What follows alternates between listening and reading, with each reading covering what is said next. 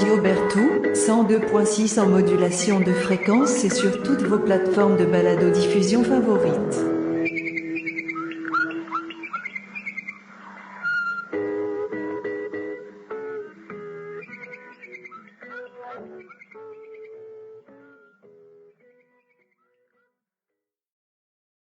Bonjour, bonsoir et bienvenue pour ce nouvel épisode de Radio Berthoud. Ce soir en compagnie de Monsieur Pretoria, de Monsieur Sinaloa, Monsieur Rangoon et de moi-même, Monsieur Abidjan. Le thème de ce soir est complémentaire de celui d'un des podcasts que nous avons produit récemment qui concernait le choix d'une première arme. Et la suite logique, c'est l'équipement pour aller s'entraîner au stand. Donc nous n'allons pas tomber évidemment dans une orgie de gear porn et autres conseils d'influenceuses beauté que l'on voit régulièrement sur les réseaux sociaux, mais nous allons évidemment donner plutôt des conseils génériques qui permettront à tout à chacun de s'améliorer aussi bien d'un point de vue pratique, d'un point de vue matériel, que d'un point de vue mental. Monsieur Pretoria, vous qui allez au stand très régulièrement, vous pour qui le stand est presque une seconde maison, qu'est-ce que vous prenez comme équipement pour aller tirer? Basiquement, les équipements principaux, ce sont les équipements de protection. Les lunettes, les protections auditives. Pourquoi c'est important? C'est parce que tant les yeux que les oreilles, à partir du moment où il y a des dommages qui sont causés, c'est très très difficile de rattraper le coup. Pour les yeux, avoir des lunettes incassables, c'est vraiment très très important. La protection des yeux est extrêmement importante parce que si des douilles arrivent à hauteur des yeux ou des projectiles secondaires, eh ben, les dommages sont très très graves et souvent irréversibles.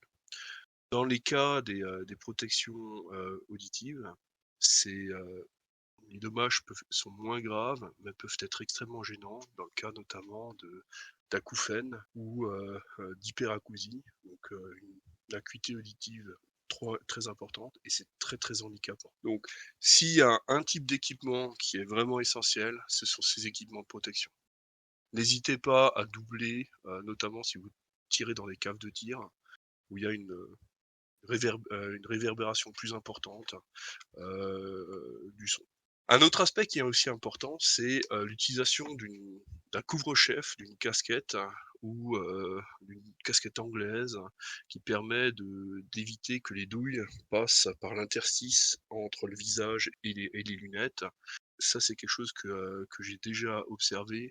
Et également une protection lorsqu'il y a des projections de douilles ou de cartouches lors d'exercices pour des réactions immédiates et complémentaires, qui permet d'éviter des douleurs ou des blessures qui peuvent être problématiques. Il faut également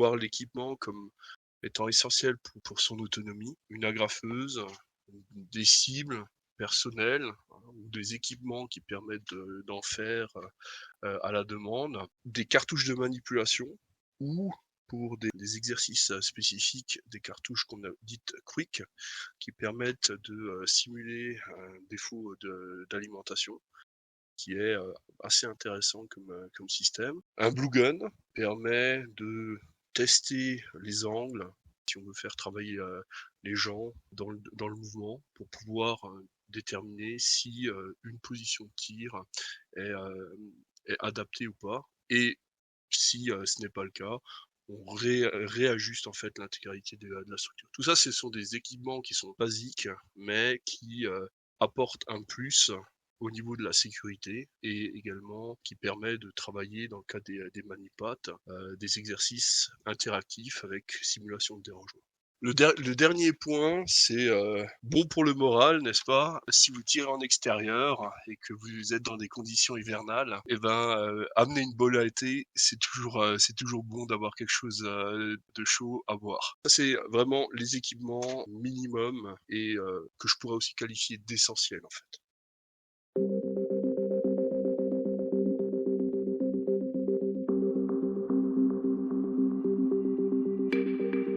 Il n'aime pas les cocos, Rico.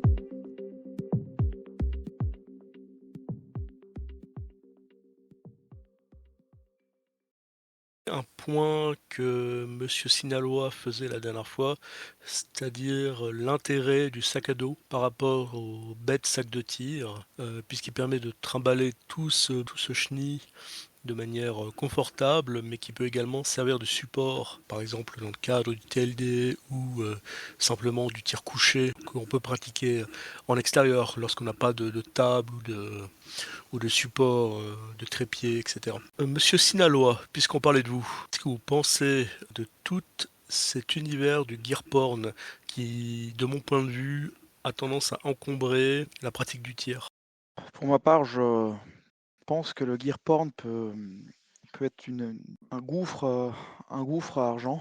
Ça, c'est le premier élément. Donc vraiment un puits sans fond pour du matériel dispensable. Et je pense qu'il y a également un gros défaut et une grande problématique dans le gear porn qui est celle du message qu'on donne. Et ce message, on le voit clairement chez certains tireurs à travers le dress code. On voit des dress codes qui sont directement sortis d'un mauvais film de force spéciale, donc un dress code qui est extrêmement agressif, qui est très très connoté. Et Monsieur Sinaloa, je vous interromps. Qu'est-ce que vous entendez par dress code? j'entends par dress code simplement la tenue, le choix des vêtements que certains tireurs ou certaines personnes qui fréquentent ce milieu ou qui s'adonnent ou tirent pourront utiliser en parallèle à l'activité. Une tenue quasi paramilitaire, ornée de patchs et de symboles. Je pense qu'il faut s'interroger sur le message qu'on donne. Une notion que je trouve particulièrement intéressante, et excusez-moi, je reprends ceci encore une fois de l'anglais, c'est la notion de kill me first.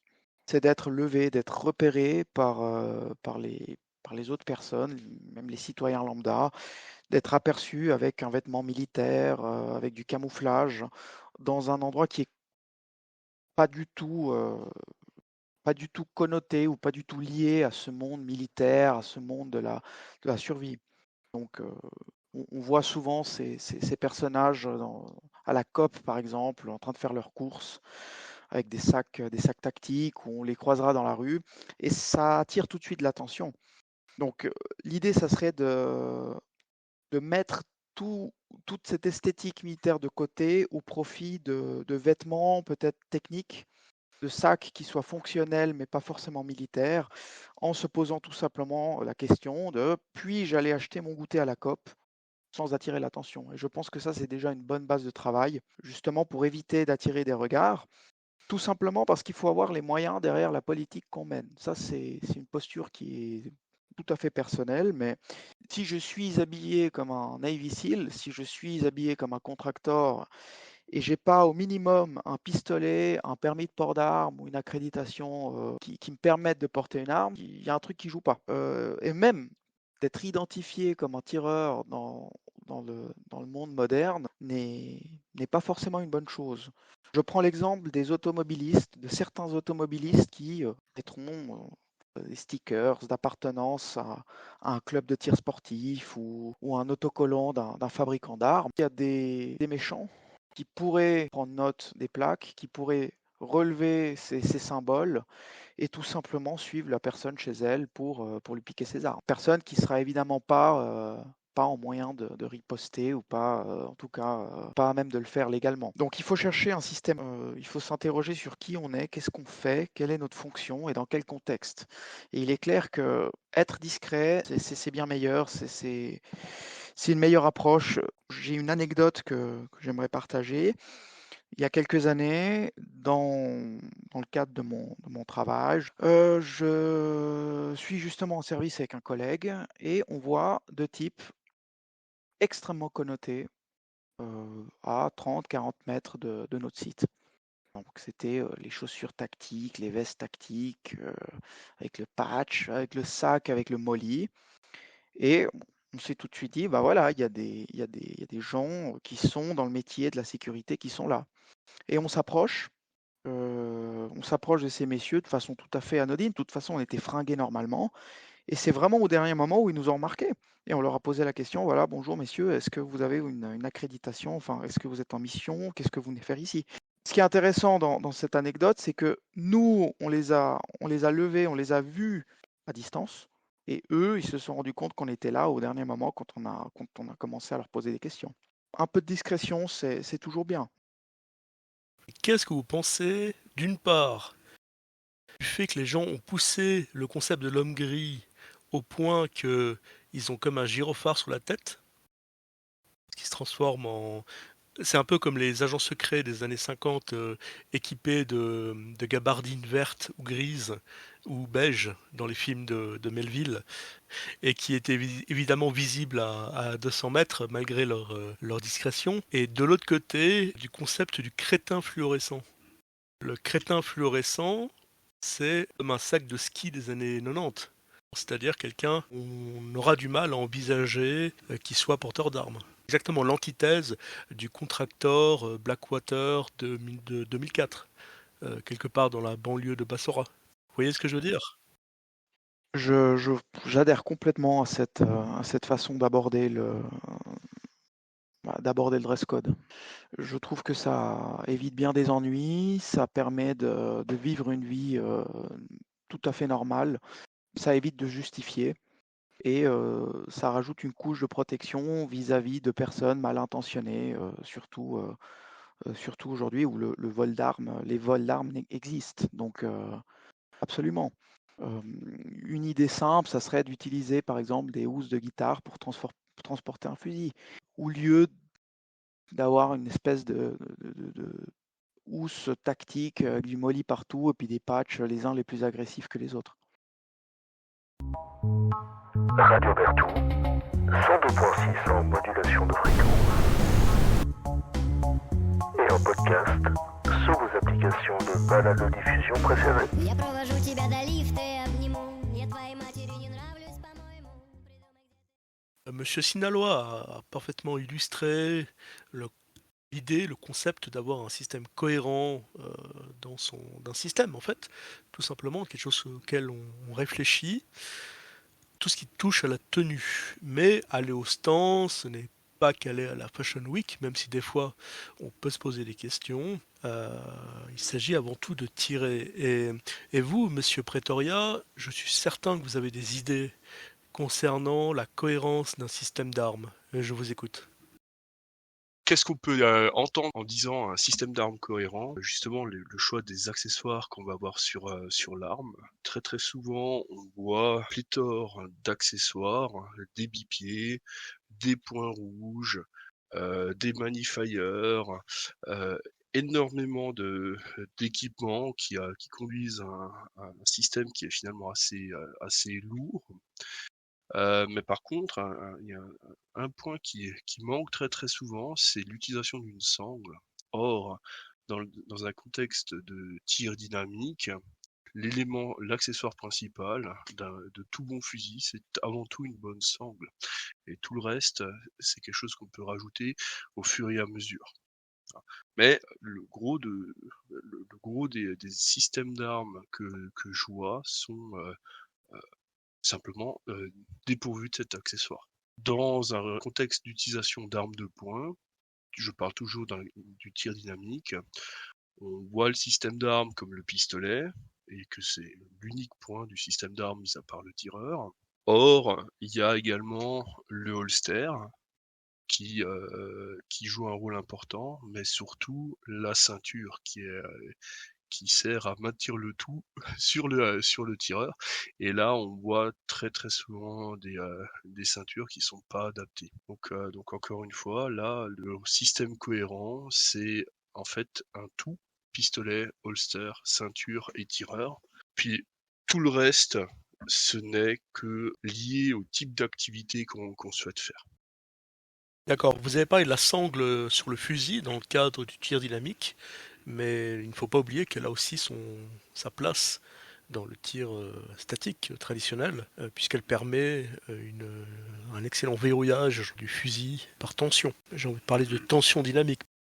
Oui, effectivement, c'est un aspect qui est également important pour le tir statique, respectivement les sangles 1903 américaines qui sont utilisées par tous les amateurs de M1 Garand, Springfield 1903, etc., etc.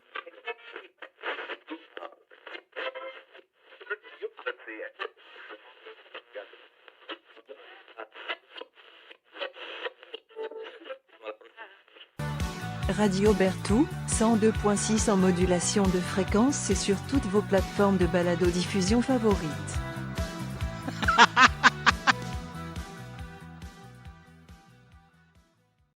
Monsieur Sinaloa, un autre point, vous qui êtes jeune et qui regardez les réseaux sociaux, souvent, peut-être même un peu trop pour votre bien, vous me parliez la dernière fois du shoot timer.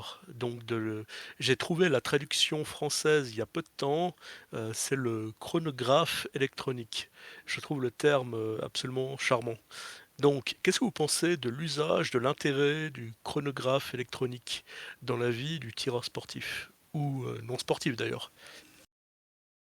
Je pense que cet outil est un outil intéressant, mais comme tous les outils, il faut savoir l'utiliser et il faut l'adapter à nouveau au contexte. Ce qu'on peut voir avec cet outil sur les réseaux sociaux, c'est un outil qui est employé pour le divertissement, pour le spectacle. La question se pose sur ce qui est montré et sur l'influence que ces tirs, qui sont des tirs virtuoses, des tirs d'une très grande vitesse, dont on voit rarement les cibles, ce qui peut vraiment apporter un tireur qui souhaite finalement progresser. À savoir que on ne voit que ce que les chaînes YouTube veulent nous montrer, c'est-à-dire qu'ils ont peut-être répété ce tir 10 fois, 15 fois, 20 fois, ils ont peut-être passé l'après-midi à faire des trick shots.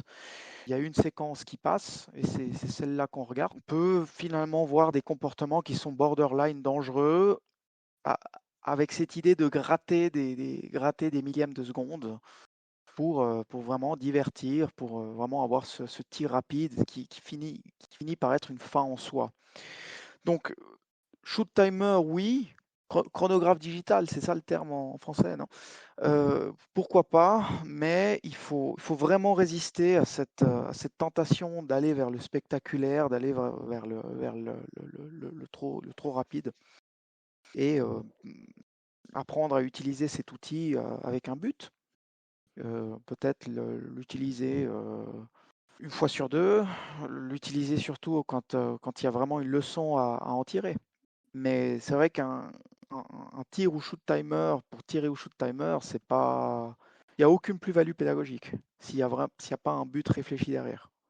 Et ce qu'on voit sur les réseaux sociaux, c'est clairement du spectacle. C'est des trick shots, comme diraient les anglophones. C'est du tir de cirque. C'est juste. On peut dire que la vitesse, le résultat en cible sont la conséquence de la bonne application des fondamentaux du tir. Comme dirait un célèbre instructeur de tir français, lent c'est plus vite que vite. Pour citer Massa Dayoub, slow is smooth, smooth is fast, then slow is fast. Ce qui veut dire en bon français, la lenteur c'est la fluidité c'est la vitesse, donc la lenteur, c'est la vitesse. Paradoxal, mais réel, comme diraient les jeunes. Moi, je vois dans le shoot timer, la façon dont je l'utilise ou je l'applique, c'est une incitation à ralentir. C'est le principal intérêt pour moi du chronographe électronique, du chronomètre électronique, je ne sais plus, c'est de pouvoir se donner une notion du temps. Je vais donner un exemple très concret. Il y a peu de temps, lors d'un entraînement, l'objectif du tir était de tirer à un temps précis. Par exemple 1 seconde et demie, 3 secondes, 5 secondes, etc. C'était pas de tirer sous ce temps, c'était pas de tirer dans un temps donné, c'est de tirer dans un temps précis. Et même en comptant les fameux crocodiles, un crocodile, 2 crocodiles, 3 crocodiles, et en travaillant la fluidité, on se rendait compte, pratiquement tous, qu'on était très largement en dessous du temps donné. Et qu'il fallait travailler il fallait se concentrer spécifiquement pour réussir à se rapprocher à 1/10 de seconde, mettons, du temps qu'il fallait atteindre. Et c'est très intéressant parce que ce travail, il aide à la fluidité. C'est important de ralentir quand on s'entraîne. On a tendance à vouloir aller toujours trop vite, sachant que dans une situation de stress, je vais prendre un exemple très basique, mais par exemple une compétition dans laquelle on peut se mettre une pression absurde, mais une pression réelle, on va aller de toute manière très vite. La décharge d'adrénaline va faire que, de toute manière, on ira toujours plus vite que l'entraînement. Donc si on s'entraîne déjà à aller très vite, on va aller trop vite dans la situation qui demande un tir précis, qui demande de toucher. Typiquement dans un tir dynamique où non seulement le temps compte, mais également les toucher dans une zone précise, le fait d'aller vite peut être contre-productif. Concernant l'entraînement au stand de tir, le stand de tir c'est un endroit assez merveilleux parce qu'il permet de tirer. Alors c'est super, hein, on peut voir cet endroit comme un défouloir dans lequel on va faire beaucoup de bruit et de lumière et de chaleur. Ça peut être un endroit où on va se détendre par la concentration, le côté très zen, très je ne sais plus comment s'appelle cette discipline japonaise du tir à l'arc, mais qui est très similaire à ces gens qui, avec un pistolet à air comprimé, enculent des mouches à 10 mètres. Il y a cette recherche donc d'efficacité, cette recherche de grâce, cette recherche de beauté, qui à côté peut se confronter à des rednecks avec un AR-15 en canon de 7 pouces et demi qui brûlent des magasins les uns après les autres. Et ce qui est intéressant, c'est que les deux vont avoir exactement la même sensation de bonheur, d'accomplissement, de satiété, quelle que soit leur discipline. Mon point de vue, il est légèrement différent. N'ayant pas la chance de pouvoir faire justement du tir défoulatoire, même si des fois j'aimerais beaucoup avoir une mitrailleuse et faire exploser les pastèques, j'en ai pas les moyens, simplement. Et je vois la visite au stand, que je pratique de manière assez régulière, comme une façon de quittancer le travail à sec que je pratique à la maison. Le travail à sec, on s'en fait tout un monde, mais c'est quelque chose qui est pourtant très productif. Alors, il y a travail à sec et travail à sec. Il y a le bon travail à sec et le mauvais travail à sec. On peut tout à fait prendre de très mauvaises habitudes, travailler à sec à la maison, sans contrôle, sans cadre, de manière anarchique. Ça peut poser des problèmes, surtout s'il n'y a pas quittance régulière au stand, on tire. Le travail en sec implique de ne pas avoir de recul, par exemple. Donc, on va se retrouver avec un risque de prise en main défectueuse. Ce genre de choses, c'est réel. Le travail à sec implique de travailler selon un programme. Il implique de travailler régulièrement. Il vaut mieux faire un petit programme 3 fois par semaine qu'un très gros programme 1 fois tous les 15 jours. Il faut travailler lentement parce que on veut pouvoir engrainer le mouvement, le geste dans sa pureté la plus précieuse, quelque chose de gracieux. C'est ce mouvement gracieux qui va donner un beau mouvement. Ce beau mouvement va donner un geste rapide, un geste efficace, un geste précis. Et enfin, il faut travailler de manière brève. Il vaut mieux, une fois de plus, travailler 1 minute tous les 2 jours que 10 minutes tous les 15 jours. Le résultat sera beaucoup plus efficace. les règles de sécurité s'appliquent également pour le travail à sec. Dans la pratique, ça veut dire utiliser le blue gun, le fameux blue gun dont nous parlions tout à l'heure, c'est-à-dire une réplique d'arme, idéalement une réplique de son arme personnelle, qui va permettre de faire tous les dégainés, toutes les manipulations basiques. Et pour le travail de la détente, il sera évident, pour éviter les conflits avec les voisins, que l'on va travailler en ayant retiré toutes les munitions de l'arme et également de la pièce dans laquelle on se trouve, histoire d'éviter le réflexe malheureux de prendre un magasin machinalement et de l'insérer dans l'arme, de faire le mouvement de charge et toujours machinalement d'appuyer sur la détente alors que l'arme est prête à tirer. Le deuxième point, qui est complémentaire, c'est-à-dire que on va partir du principe que l'homme est faillible, tout comme ça fait partie des choses qui arrivent dans la vie. Donc on va travailler dans la direction d'un pare-balles. C'est-à-dire qu'on va installer une caisse dans laquelle il y aura du papier, des annuaires, des catalogues, même des vieux journaux, ou même une rame de papier, histoire d'éviter qu'en cas de tir non désiré, la balle aille se perdre chez le voisin, dans la chambre à côté, etc., etc. Le but est d'enterrer le projectile, même si le coup n'est pas désiré. Pour quelqu'un qui n'a pas la capacité de tirer régulièrement, soit pour des raisons pratiques purement logistiques, soit pour des raisons de coût, autant le tir au fusil, c'est un savoir qui se perd relativement lentement, autant le tir au pistolet, c'est quelque chose, particulièrement au pistolet double action, simple action, c'est un savoir qui a une demi-vie très brève. D'où l'intérêt de travailler à la maison, à sec, sans tir. Alors on peut évidemment investir dans du matériel type Mantis, ce genre de choses. Mais au final, si on a un bon programme de travail à sec, les accessoires qui coûtent 200 balles, 300 balles, juste pour avoir un laser qui pointe une cible, sont franchement... je dis pas qu'ils n'ont aucun intérêt, mais on peut vivre sans. On peut vivre moins bien, sans doute, mais on peut vivre sans. Je repars donc sur le stand tir. Le stand tir, ça va être la quittance de tout ce travail à sec qu'on a fait au domicile.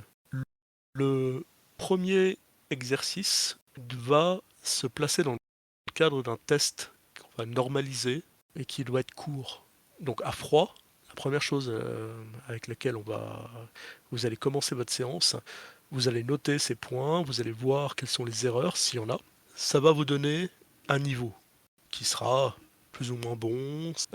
Même le meilleur tireur peut avoir ses mauvais jours. On le fait en début de séance et en fin de séance, exactement le même. Et on verra de cette façon la progression dans le cadre de la séance. Et après, entre chaque séance, on va pouvoir voir la progression ou, parce que ça peut arriver aussi, hein, typiquement dans le cadre d'un mauvais pli pris avec le travail à sec, on peut voir une dégringolade des performances. Et cela, ça permet de pouvoir corriger. Si on n'a pas de symptômes, on ne peut pas corriger le problème. Couricourt, le furet du bois des... je sais plus quoi, du bois du... Mister Rangoon interprète les plus grands tubes de la chanson folklorique française dans son nouvel album, Vacances à la ferme, disponible dès le 26 mai chez tous les bons disquaires. En termes de rentabilité, une visite au stand doit être relativement courte, elle doit être économe en cartouches, et de cette manière, elle permettra de travailler sur le long terme à des prix relativement raisonnables. Et cette histoire de budget, ça c'est quelque chose qui vous tient particulièrement à cœur, monsieur Rangoon. Oui, absolument. Et ce que je retiens jusqu'à présent de la conversation, entre Monsieur Sinaloa qui parlait de s'habiller de manière simple, de ne pas chercher midi à 14h au niveau des équipements qu'on peut prendre avec soi. Vous qui mentionniez à l'instant l'utilisation par exemple de pare-balles fait maison avec des rames de papier empilées. En soi, c'est pas forcément ce à quoi les gens penseraient au premier abord, mais ça fait effectivement complètement le travail. toute cette notion de travail à sec, c'est-à-dire qu'est-ce que ça vous coûte à part, de la sueur, ça vous coûte du temps bien sûr, mais vous n'engagez pas votre argent à ce moment-là et toute cette question, de budget, pour la mettre en perspective, je repensais à cette notion-là, dans les 10 dernières années en regardant l'évolution d'activités qui sont a priori, diamétralement opposées. Je regardais le golf qui est un sport a priori de gens aisés, c'est vraiment en tout cas sa réputation, qui dans les 10 dernières années s'est beaucoup démocratisé. Et puis à côté, le tir qui en Suisse est une activité relativement populaire. C'est quand même, pour ce qui est de la fédération, sportive de tir, la 3e fédération sportive du pays et qui elle, en fait, elle vit une inflation assez massive des prix. Alors c'est pas forcément au niveau des cotisations annuelles, des licences que cela se remarque, mais c'est dans le coût global, le coût des armes, le coût y compris de 2e main bien sûr, mais surtout et maintenant le coût de la munition qui se fait vraiment ressentir. Donc dans ce contexte de prix qui ont tendance à exploser, il devient très pertinent de chercher à se libérer de tout ce qui est superflu, de tout ce qui, engendre des coûts qui ne sont pas nécessaires. Pour revenir à ce que disait notre collègue monsieur Pretoria, je pense que tout le monde aura compris que ce n'est clairement pas dans les équipements personnels individuels de protection que vous trouverez des endroits où vous pouvez rogner au niveau de votre budget. Donc l'approche que je préconiserais, pour ce qui est de l'achat du matériel en tout cas, c'est au niveau de l'arme et de ses munitions, c'est de percevoir la question, comme en fait le coût d'exploitation du système entier sur une durée disons de 5 ans.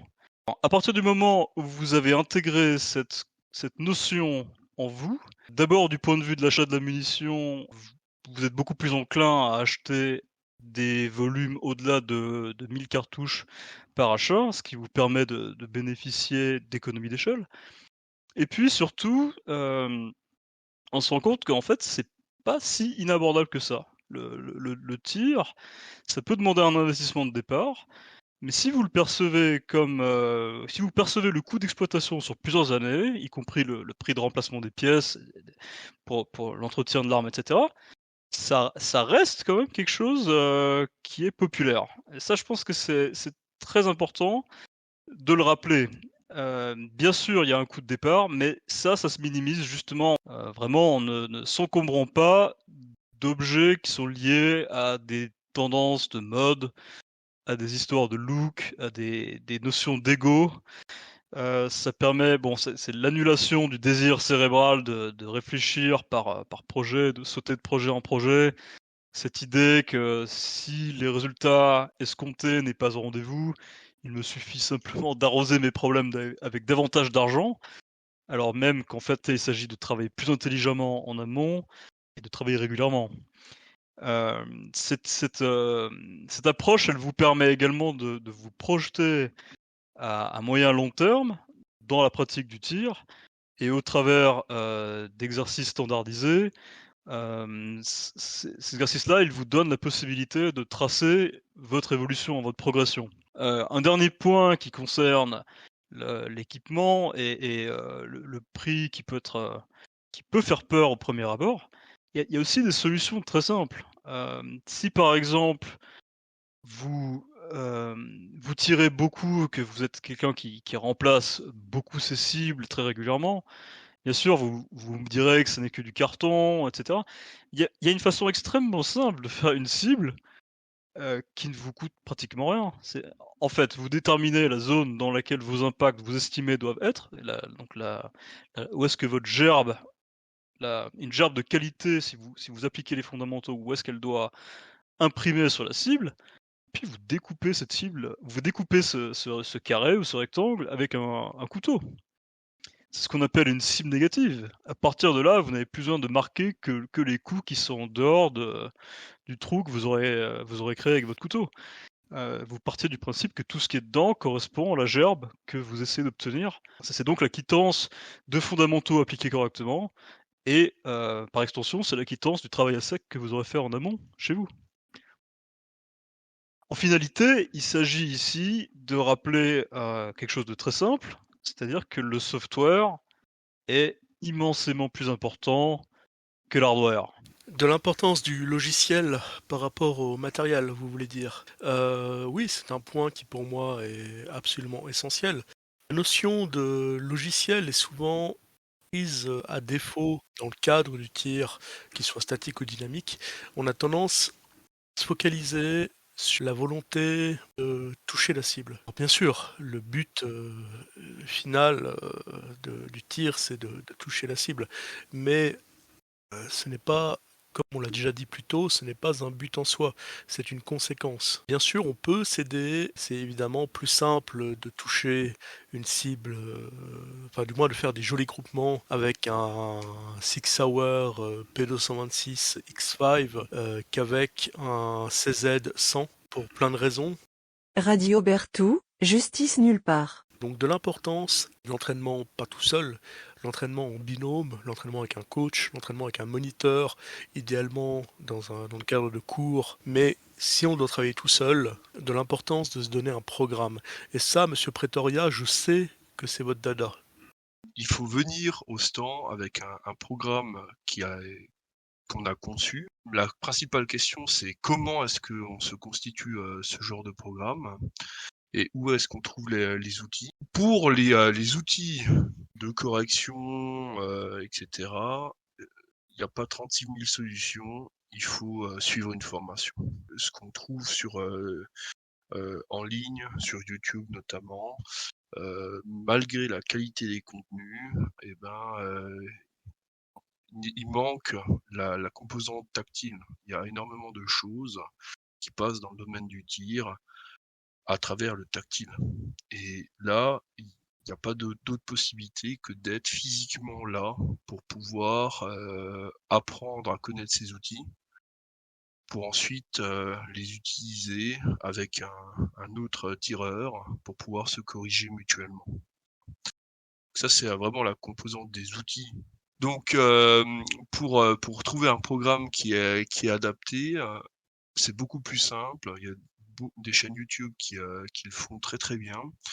Et je pense notamment à Lucky Gunner, qui ont un très très bon programme sur leur chaîne, qui s'appelle Start Shooting Better, qui donne un certain nombre d'exercices. Mais encore une fois, c'est le contenu des exercices tiré avec la discussion des résultats que les tireurs ont fait, mais ça ne donne pas les outils. Hein. Encore une fois, les outils, il faut suivre une formation. Moi, j'utilise essentiellement le Keygunner.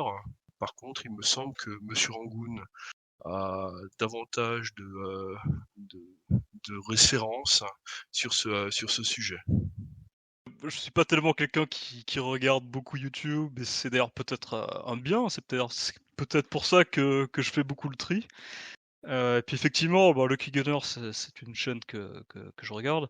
Le temps étant limité, j'aime bien aussi quelqu'un qui s'appelle Claude Werner, que vous pouvez trouver sur YouTube. Lui donne plutôt des exercices assez structurés, mais avec des armes relativement peu populaires. Donc c'est quelqu'un qui aime avoir un os à ronger, comme on dit, plutôt que de s'entraîner avec un pistolet, je sais pas, un staccato pour parler d'un flingue très à la mode. Lui, son dada, c'est plutôt le revolver de poche, et puis faire des exercices entre 7 et 20 mètres avec, plutôt d'un niveau très rigoureux d'ailleurs. Enfin, ce sont des exercices qui demandent un niveau de rigueur assez élevé. Et puis pour ce qui est d'une certaine sagesse, là c'est pas tant des exercices, mais c'est plutôt des paroles très sages.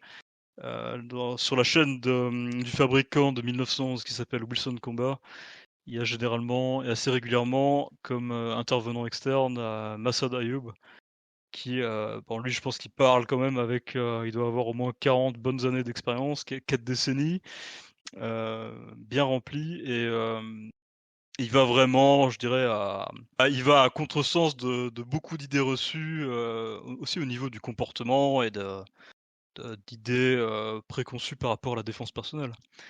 Donc voilà, ça c'est 2 autres, chaînes sur YouTube que je recommanderais.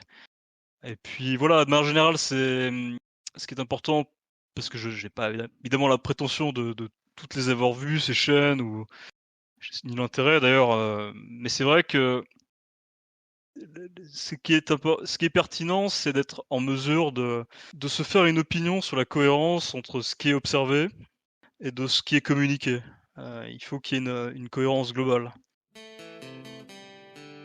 Radio Berthoud, 102.6 en modulation de fréquence et sur toutes vos plateformes de balado-diffusion favorites.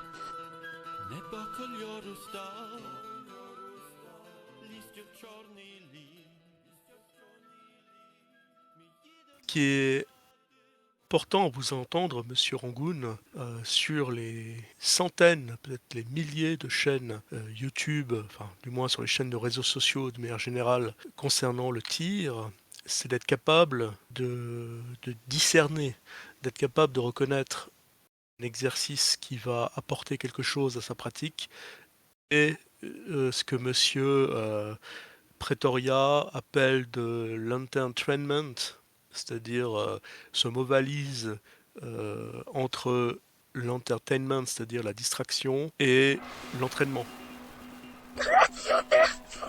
C'est chouette.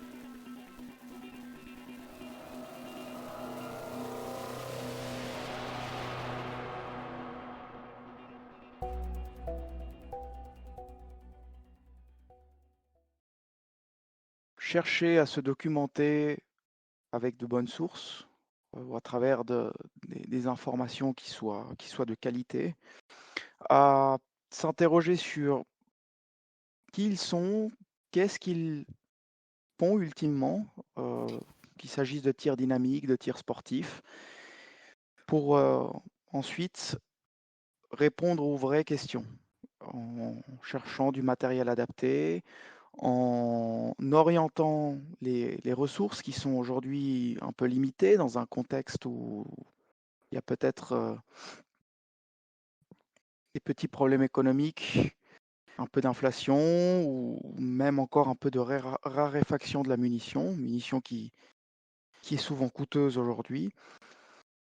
Ne pas oublier de travailler à sec en étant rigoureux, en étant mentalement présent. À partir du moment où on touche une arme, il faut être mentalement présent.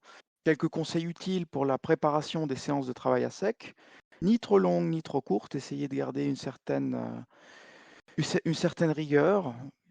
Pas nécessaire de faire 30 minutes de travail, mais dans une pièce où il n'y a pas de munitions, en étant mentalement présent, en créant un pare-balles. Et garder à l'esprit que tout ce qui est, que la grande majorité de ce qu'on voit sur les réseaux sociaux, dans ce domaine du tir, sera finalement du tir de cirque, du tir qui n'est pas forcément utile, voire parfois dangereux. Et juste aller s'entraîner. Une bonne séance au stand de tir, avec une véritable quittance à la fin, c'est juste irremplaçable.